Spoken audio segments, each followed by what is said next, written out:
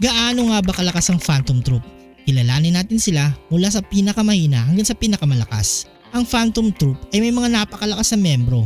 Bagamat ang Hunter Association sa mundo ng Hunter x Hunter ay maaaring magbigay sa kanilang mga hunters na walang hanggang mga pagkakataon, may ilang mga gumagamit pa rin ng NEN na lumalapit sa krimen tulad ng Phantom Troop at hindi sila biro dahil ang kanilang mga membro na tinatawag ni Spiders ay may mga bounty sa kanilang mga ulo na Class A. Bilang resulta, ang kanilang mga gawain ay hindi lamang kilalang kilala sa buong mundo, ngunit mayroon din silang isang takot na reputasyon. Pang-14 sa ating listahan ay si Cortopy. Sinimula ng mga bagay-bagay sa isa sa mga misteryosong miyembro ng Phantom Troop na si Cortopy. Hindi siya nag-aalangan na aminin siya ang pinakamahina na miyembro sa pamamagitan ng pisikal na lakas. Sa mampalad, ang Hatsu technique ni Cortopy na gallery fake ay hindi rin gaanong angkop para sa labanan dahil ito ay pangkalahatan ay nagbubuklod sa kanya na malikha ang perpektong mga kopya ng mga bagay na hindi buhay gamit ang kanyang conjuration type ng energy. Ang 13, si Fukunoda. Si Fukunoda ay isang napaka-kapakipakinabang na miyembro ng Phantom Troop. Ngunit ang kanyang mga NEN technique ay hindi eksaktong angkop para sa labanan. Lahat ng kanyang mga kayaan ay nasa kategoryang specialist at ang mga ito ay lahat ay nakatuon sa konsepto ng mga alaala at pagbabasa ng isip. Gamit ang kanyang kakayahan sa NEN na kilala bilang psychometry, maaring basahin ni Fukunoda ang mga alaala ng isang tao, baguhin ang mga ito at maging magtanim ng mga alaala gamit ang kakayahan tinatawag na memory bomb. Ang 12, si Franklin Bordio. Si Franklin mismo ay may kahangahangang lakas at patag na pinagsama-sama sa pantay na nakakagigilang bilis at reflex. Bilang isang emitter, maaring gamitin ni Franklin ang kanyang aura upang palayain ito sa iba't ibang anyo. Ang 11, si Kalu Soldic.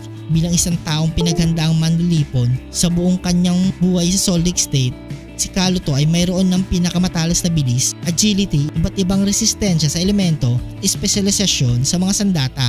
Maaring lumikha si Kalu ng mga larawan ng kanyang sarili sa pamamagitan ng rhythm echo, isang advanced technique ng pagpatay na hindi man lamang gumagamit ng NEN. Ang 10, si Nobunaga, na may anyo ng isang tradisyonal na samurai. Ang itsura ni Nobunaga Hazama at ang kanyang tapat na katana ay nagpapaiwatig na mayroong isang antas ng kausayan sa pakikidigma. Sa tuwing malakas na lakas, siya ay nasa ika-9 na pwesto sa grupo. Ang 9, si Shizuku. Ang kategorya ng mga espesyalist ng kakayahan ng NEN ay palaging waring kasama ang pinakakakaibang kapangyarihan, kaya't maliwanag kung bakit ang napakaraming mga tao agad na nag-assume na ang spider na may tattoo ng 8. Si Shizuku Murasaki, isang specialist. Sa uli, siya ay paligid-ligid na gumagamit ng isang mahiwagang vacuum cleaner na aka Blinky na waring may walang hanggang kapasidad.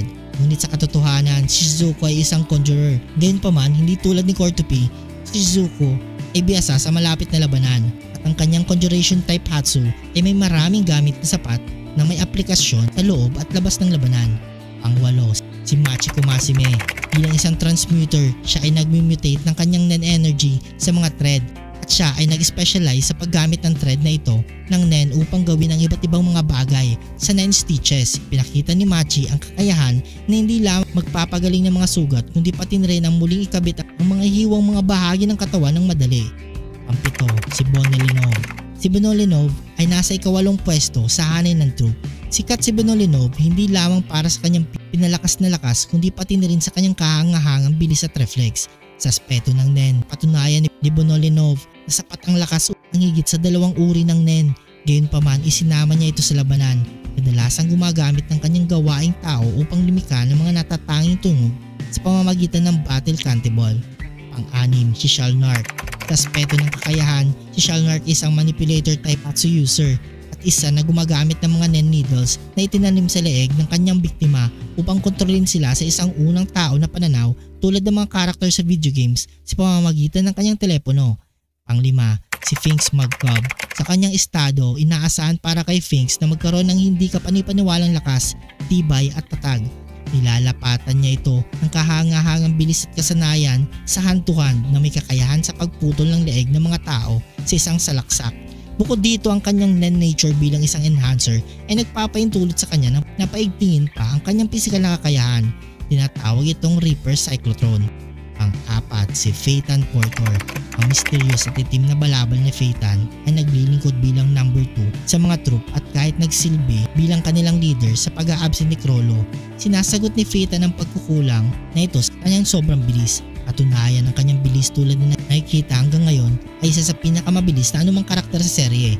Sa aspeto ng Nen, ang Hatsu ni Phaeton ay maaaring hindi kung ano ang inaasahan ng mga tao batay sa kanyang estilo ng pakikipaglaban at pagkalatang itsura. Si Phaeton is isang transmuter, may kakayahan na mag-transform ng natural na mga katangian ng Nen sa ibang uri ng enerhiya. Kapag galit, maaaring itago ni Phaeton ang kanyang sarili sa isang conjuration type Nen suit ng armor na tinatawag na Painpacker o protect sa kanya mula sa kanyang tunay na emitter type na kakayahan, ang Rising Sun. Number 3, si Ovugin. Ang grizzly at malaking ito ay ang literal na pinakamalakas na membro ng troop sa aspeto at tuwirang pisikal na lakas na nagmamay-ari ng isang di matitinag na espiritual na paikidigma. Bagaman wala siyang kausay at sining ng martial arts, pinagsama ni Ovugin ang kanyang napakalaking lakas na pinatibay na bilis. Pangalawa, si Illumi Soldic. Bilang isang membro ng pamilyang Soldic, si Illumi ay sanay sining ng pagpatay tulad ng lahat ng kanyang mga kapatid, maliban kay Alluka. Sa labas ng kanyang Nen, hindi lamang na nagmamay-ari si Illumi ng hindi kapanipaniwalang mga pisikal na lakas at bilis, ngunit mayroon din siyang kahangahangang kakayahan sa pagtitiis sa sakit. Sinamahan ng kanyang talino at ganap na masama na aura. Maaring bumubuo si Illumi ng mga diskarte sa lipad at maging manipulay ng mga tao upang gawin ang kanyang nais. At ang number 1 sa ating pwesto ay si Chrollo Lucifer. Ang nagtatag ng Phantom Troop na si Chrollo Lucifer ay maaring may tuturing na pinakamapanganib sa lahat ng mga membro ng troop. Na ang kanyang kahangahangang skillset ay nagkakaroon din ng papuri mula kay Hisoka mismo. Bagaman ang kanyang tuwirang pisikal na lakas ay naglalaman lamang na ikapitong pwesto sa grupo. Pinalitan ni Chrollo ang kanyang kakulangan sa malakas na lakas sa kahangahangang kasanayan sa labanan, magaling na kakayahang mag-ayos at pinatunayang bilis. Pinagsama-sama sa isang antas ng katalinuhan at di natural na pagtanto. Naayon sa kanyang katalinuhan ay ang kanyang espesyalistang katayuan. Kanyang Nen, maaari niyang isagawa ang kanyang espesyalistang uri ng libro ng Bandit Secret upang patakbuhin ang kanyang tunay na kakayahan. Ang Skill Hunter, sa ganitong paraan, kailangan ni Chrollo sundin ang ilang mga kondisyon upang magnakaw ng iba't ibang mga kakayahan mula sa iba pang mga gumagamit ng Nen. Isa itong napaka-technical na Hatsu skill. Ngunit dahil sa katalinuhan ni Chrollo, ito ay isa sa pinakamatinding nakakatakot sa serye. Kung nagustuhan mo ang video ito, huwag niyong kalimutan mag-like at subscribe and hit the notification bell button para updated kayo palagi ating video. Maraming salamat.